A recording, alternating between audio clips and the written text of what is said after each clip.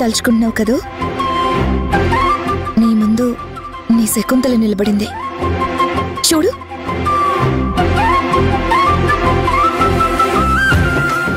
వచ్చావా వచ్చావా శకుంతల? నా బాధ అర్థం చేసుకున్నావా? మనసు స్థిమితపరచడానికి వచ్చావా? అవును గుణ, నీ బాధ నా బాధ కాదా? ఈ శకుంతల నీదైనప్పుడు నువ్వు మదన పడితే నేను మదన పడినా మనం ఎప్పటికీ ఒకటే అని అగ్రిమెంట్లో రాసుకుందామా? Why not? తప్పకుండా. నీకోసం నేను ఏమైనా చేస్తాను. అయితే నా కోసం నీ పేరు ఈ కాగితం మీద రాస్తావా? ఒక్కసారి కాదు, 100 సార్లైనా రాస్తాను. నిజంగా? No doubt. చెప్పు, ఎక్కడ సిగ్నేచర్ చేయాలో చెప్పు. చెప్పు. పెన్ తీసుకో. ఇక్కడ నువ్వు సైన్ చేస్తే నా మనసు మీద చేసినట్టే.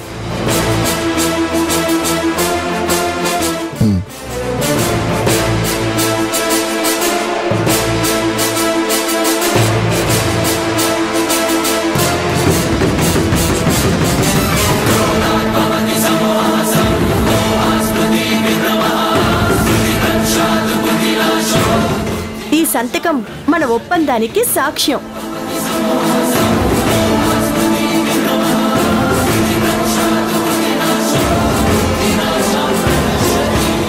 నువ్వు నేను ఒకటి అన్న మాటకి కట్టుబడి ఉంటాను అని ఇక్కడొక సంతకం చేయవా?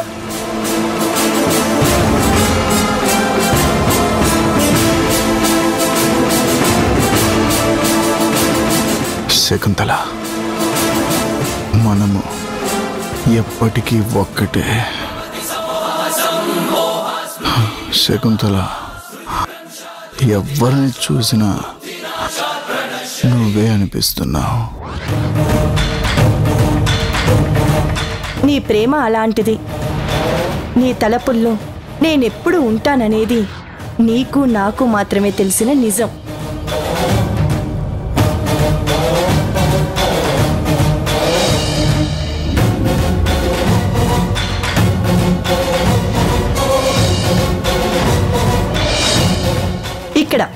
ఇక్కడ పెట్టు. ఎన్ని కావాలంటే అన్ని సంతకాలు పెట్టేస్తాను. శకుంతల, నిన్ను మాత్రం దూరం చేసుకోలేను. ఈ గీత, ఈ రాత మన మధ్య బంధాన్ని బలపరచాలి.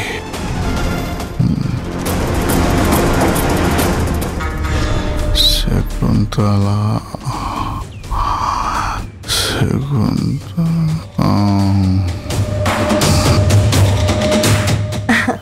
సరే గుణ, నువ్వు రెస్ట్ తీసుకుందు గాని. పద పద, నువ్వు రెస్ట్ తీసుకుందు గాని. రా, పద గుణ. లే గుణ.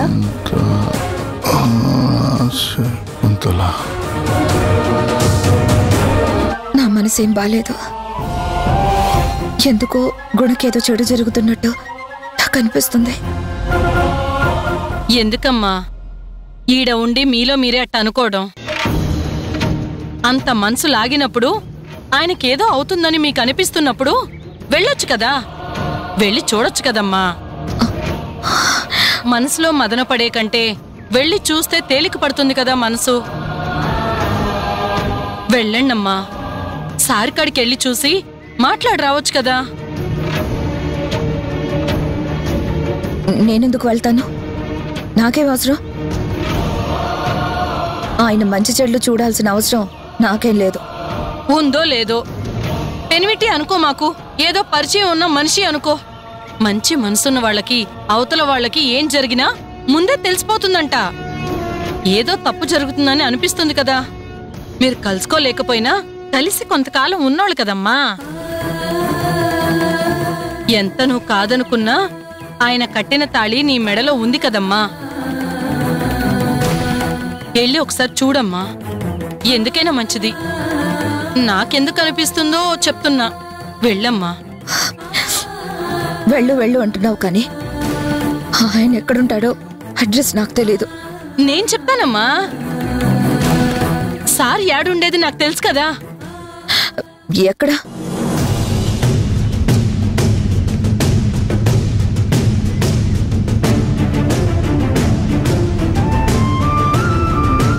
ఆడికే కదా. అడ్రస్ తెలుసుకున్నా అంతేకాని అక్కడికి ఆరాటపడుతూ వెళ్లాల్సిన పని నాకేం లేదు.